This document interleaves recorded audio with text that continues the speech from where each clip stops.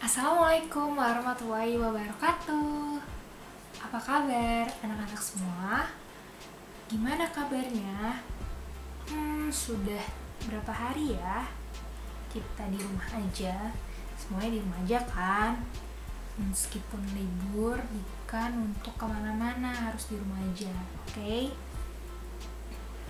Sudah 3 minggu ya, sekitar 3 minggu lebih kita di rumah aja. Nah, semoga kita semua dilindungi Allah Subhanahu wa Ta'ala agar terhindar dari penyakit COVID-19, dan semoga kita doakan kondisi Indonesia segera membaik.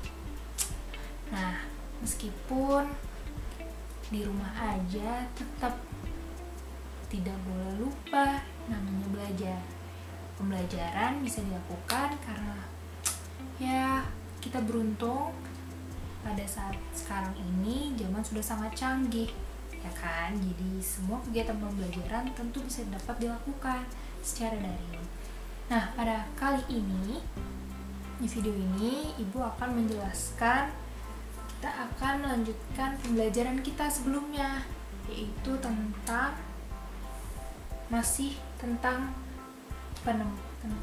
tokoh dan penemuan, yaitu pada subtema 2, yaitu penemuan dan manfaatnya. Nah, kali ini kita akan masuk ke pembelajaran ketiga. Nah, pada pembelajaran ketiga ini kita akan melakukan beberapa kegiatan. Nah, tujuannya yaitu nanti mampu meningkatkan kebugaran jasmani pribadi. Nah, lagi musim penyakit ini, musim corona, satu hal yang paling penting adalah meningkatkan imunitas tubuh kita, yaitu salah satunya dengan rutin berolahraga. Nah, tapi olahraga tidak boleh sembarangan, harus dilakukan dengan tepat dan benar. Nah, maka nanti kita akan melakukan bersama meningkatkan kebugaran jasmani pribadi, yaitu dengan melakukan teknik lari cepat dengan benar. Nah, sebenarnya seharusnya sih kita melakukannya di lapangan, tapi tidak apa, meskipun di rumah aja kita bisa melakukan kegiatan olahraga di rumah. Teknik lari cepat bisa dilakukan di rumah, lari di tempat, ya kan? Tapi namanya berlari itu ada tekniknya. Kemudian dengan kita berlari, diharapkan kalian bisa menghitung denyut nadi kalian sendiri dengan mandiri. Nah, nanti kita akan belajar. Kemudian di pembelajaran ini Ibu harapkan kalian mampu menulis informasi penting dari teks eksplanasi tentang manfaat sebuah penemuan. Apa itu? Nanti ya, Ibu sudah menyiapkan sebuah teks eksplanasi penemuan yang sangat bagus.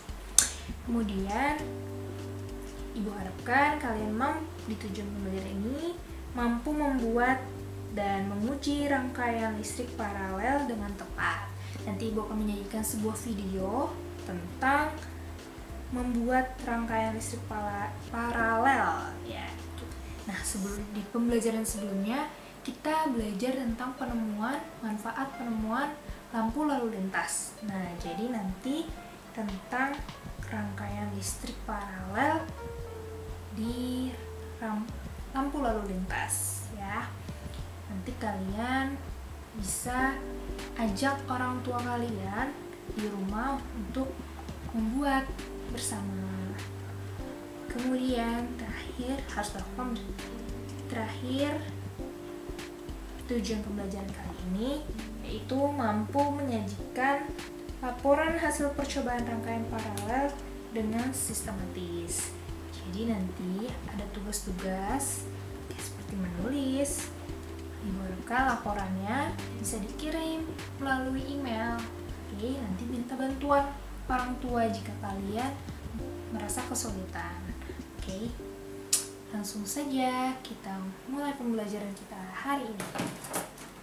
Nah, coba dilihat ya video bagaimana teknik lari cepat yang benar. Nah, ini yang salah ya. poor arm swing. Tuh, dia terlalu rendah untuk mengayunkan lengannya.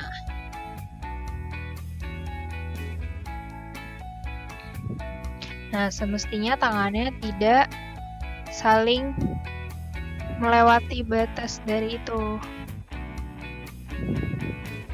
Tuh, dia mau kelebihan. Nah, nih yang pas. Armnya lihat deh, ya kan? Tuh, set.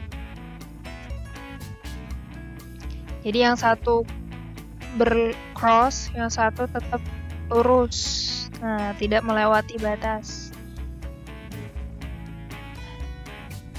Able to swing back. Jadi posturnya balance, rollingnya, efek rollingnya juga bagus. Seperti itu. Nah, setelah kalian menonton video barusan tentang teknik lari cepat yang benar, waktunya kita mempraktekannya, oke? Tapi sebelum kita mempraktekkan, kita cek dulu dari tadi kita sebelum berolahraga. Supaya apa? Supaya kita bisa mengetahui detak jantung kita dan kita bisa mengetahui kebugaran jasmani kita.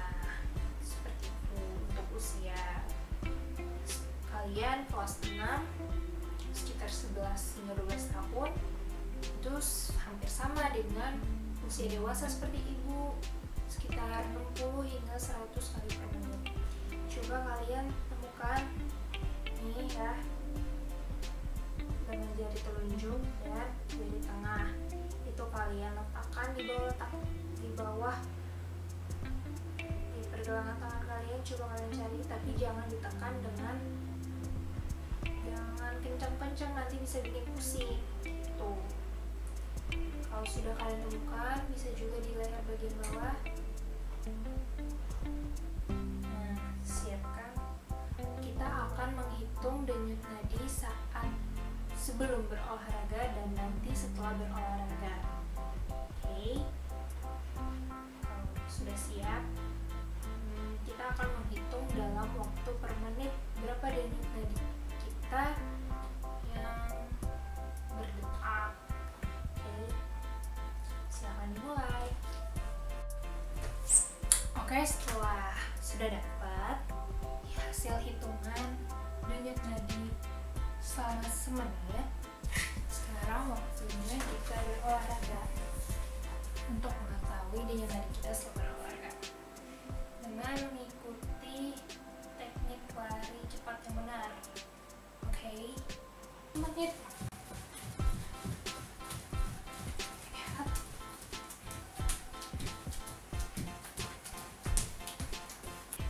Oke,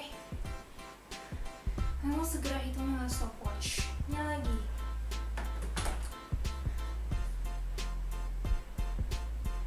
Kalian tuliskan hasilnya. Oke, nanti kirimkan ke ibu via email. Oke. Nah, selanjutnya ada yang tahu ini gambar apa? Coba, ya stopwatch tadi kita udah gunakan ya untuk menghitung denyut nadi kita.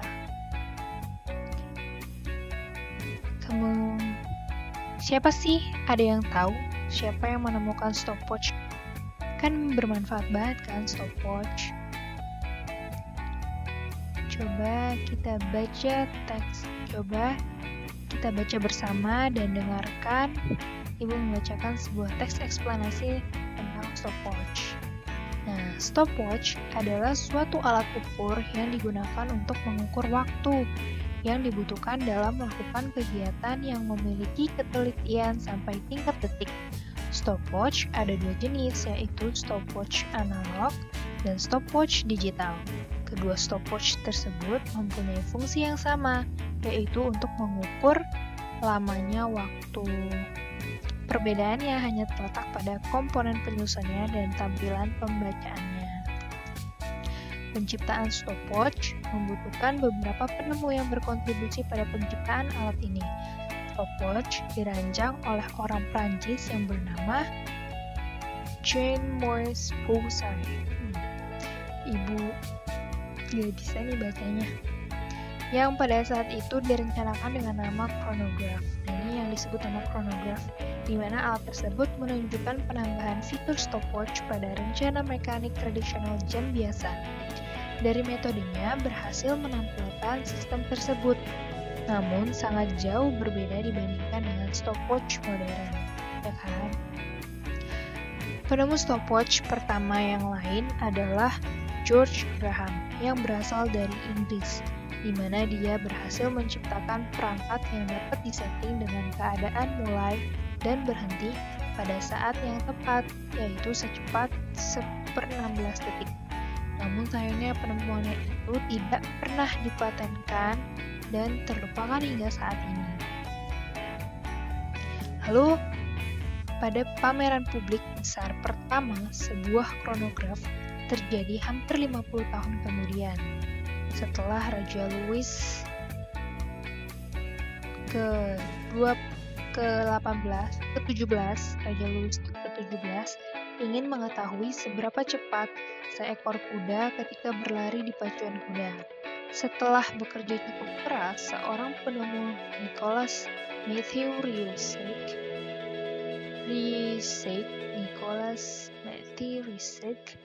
menyelesaikan pekerjaannya dan menggunakan chronograph hingga terkenal pada acara pacuan kuda Champ de Mars. Orang bangsawan sedang melakukan perlombaan pacuan kuda, hingga memungkinkan pejabat, masyarakat, dan tamu kerajaan dapat melihatnya setiap terdapat perlombaan pacuan kuda. Jadi ketahuan detiknya. Nah, dengan kesuksesan membuat stopwatch yang dipatenkan ini, akhirnya Nicholas Matthew Riesek dinobatkan sebagai bapak dari chronograph. Hingga sejak hari itu, banyak di kantong baju setiap orang, meja, liontin, dan pergelangan tangan atau jam tangan ditambahkan dengan fitur stopwatch. Nah, jam kekinian zaman sekarang itu ada stopwatch-nya yang berfungsi untuk mengukur efektivitas kebiasaan orang-orang pada saat itu. Nah, stopwatch dirancang untuk memulainya dengan menekan tombol di atas dan berhenti sehingga suatu waktu detik ditampilkan sebagai waktu yang berlalu. Kemudian dengan menekan tombol yang sama untuk yang kedua kali, kemudian memasang lagi stopwatch pada 0. Nah, kalau pada zaman sekarang, seperti yang sudah kita lakukan, itu bisa melalui handphone. Stopwatch itu ada di dalam handphone. Nah, itu salah satu manfaat stopwatch adalah untuk mengukur lama waktu yang dibutuhkan pada beberapa kegiatan seperti lari jarak pendek dan lari jarak menengah. Seperti tadi, untuk mengukur denyut nadi kita. Nah, setelah kalian menyimak Ibu membacakan teks eksplanasi, kalian buatlah di rumah, simpulkan informasi yang kalian dapat, dalam bentuk peta pikiran atau mind map, ya. Selanjutnya anak-anak, kita akan menonton video cara membuat rangkaian paralel berupa lampu lalu lintas. Nah, karena di pembelajaran sebelumnya kita sudah mempelajari tentang apa itu rangkaian paralel, sekarang coba dipraktekkan ya. Nanti setelah menonton video ini, kalian bisa ajak orang tua kalian untuk mencobanya bersama, membuat bersama. Oke, kita simak videonya.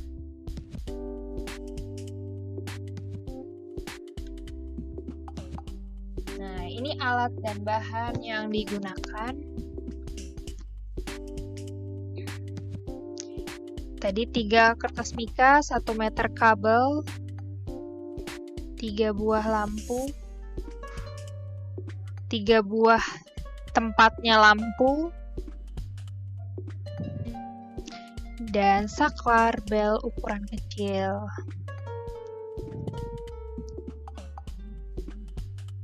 Lalu 2 buah batu baterai besar, bisa apa aja sih ya. Kemudian siapkan 1 kardus bekas. Bisa bekas aqua, bisa kardus sepatu juga bisa. Kardus yang potong membentuk jaring-jaring balok. Ukurannya seterah kalian ingin membuat seberapa besar. Nah, kita digambar dulu lingkaran untuk namanya rambu lalu lintas. Terdapat 3 buah lampu.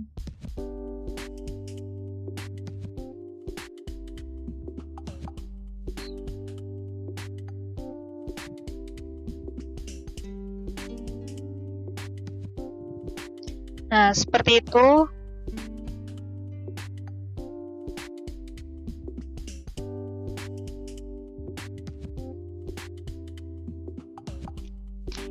Kertas mika dengan 3 warna, merah, kuning, hijau.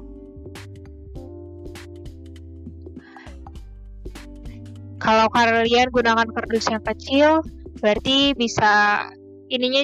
kertas mika bisa dipotong kecil. Bentuk lingkarannya juga bisa lebih kecil, sebebas kalian. Itu ada lem tembak, lalu tempelkan pada balok dengan lem tembak. Ini lem tembak.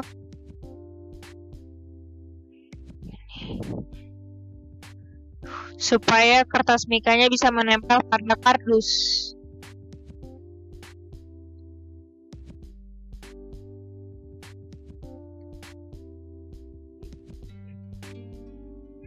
Kardusnya dibentuk pola balok.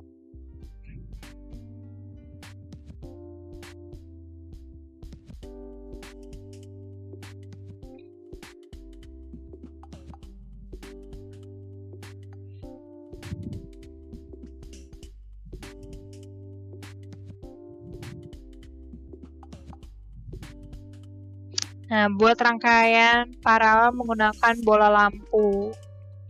Dikaitkan, jadi kabelnya itu dibelah 2,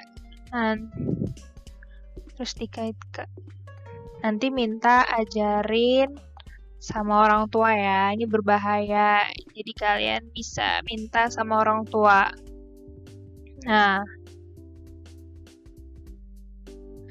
lalu kabelnya dipotong secukupnya. Pakai diapiin ini untuk supaya dia gampang kebuka, sehingga bisa diambil. Tuh. Lalu dikaitkan lagi dengan supaya terhubung lampunya.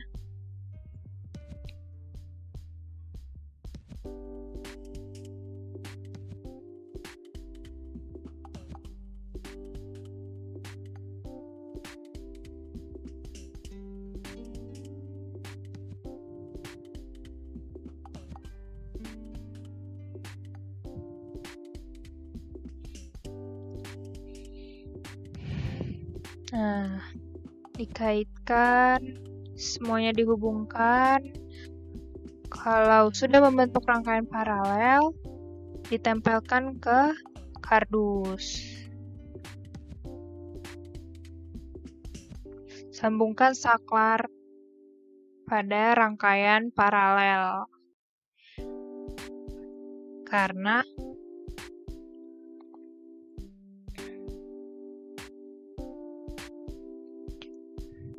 lampu baru bisa menyala apabila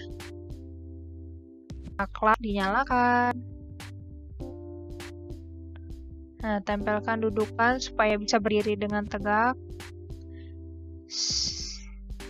Nah, sudah terhubung dengan baterai, lampu, saklar, semuanya membentuk rangkaian. Nah, saklar dinyalakan, nyala deh.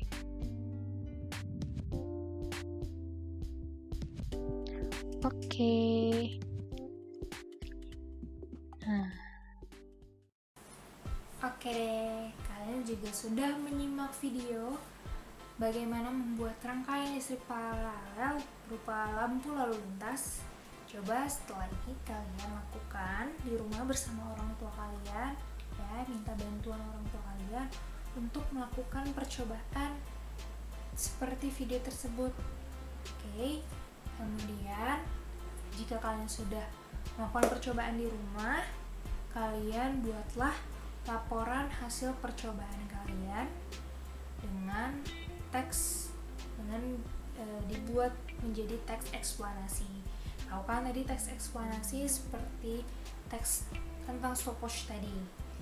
Ada 3 unsur, yang penjelasan umum yang pertama, kemudian isinya, dan yang ketiga itu penutup.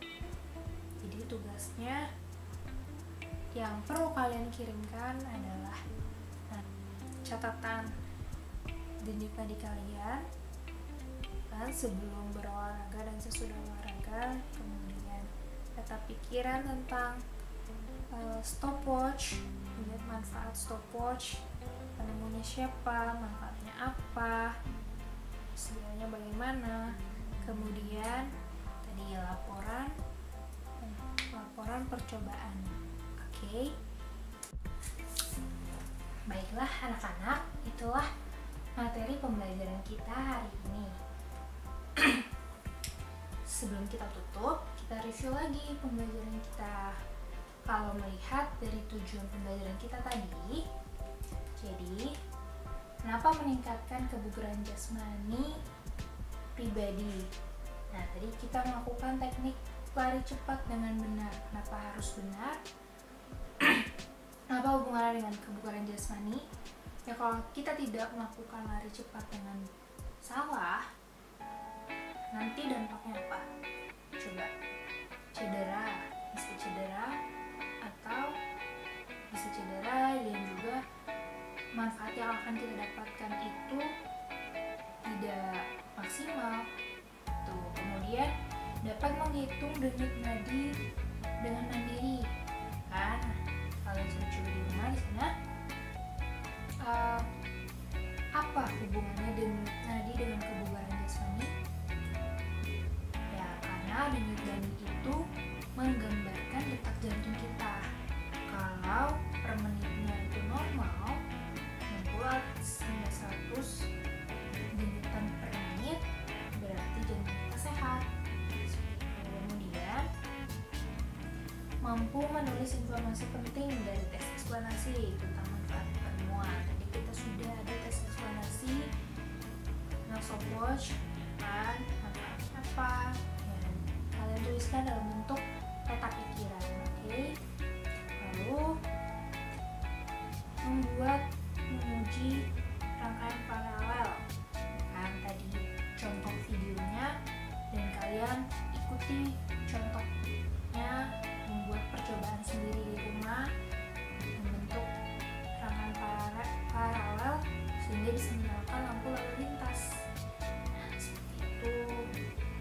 Jadi kita ngerti ya, rangkaian paralel itu seperti lampu nih, kan? Ya, dengan kehidupan sehari-hari kita, lampu ini, kenapa rangkaian paralel itu butuh apa? Saklar, ya kan? Dia bisa berhubungan dengan saklar sama seperti lampu yang ada di rumah kita. Itu semua bisa menyala karena termasuk rangkaian paralel dan dinyalakan dengan saklar. Nah, terakhir jangan lupa kalian tuliskan laporan percobaan kalian dalam bentuk teks eksplanasi. Oke, semoga pembelajaran kita hari ini bermanfaat. Tetap semuanya sehat-sehat di rumah, jaga imunitas tubuh, berjemur, olahraga yang rutin, minum minuman food supplement, tidur yang cukup, jaga kesehatan. Oke, cukup di sini. Wassalamualaikum warahmatullahi wabarakatuh.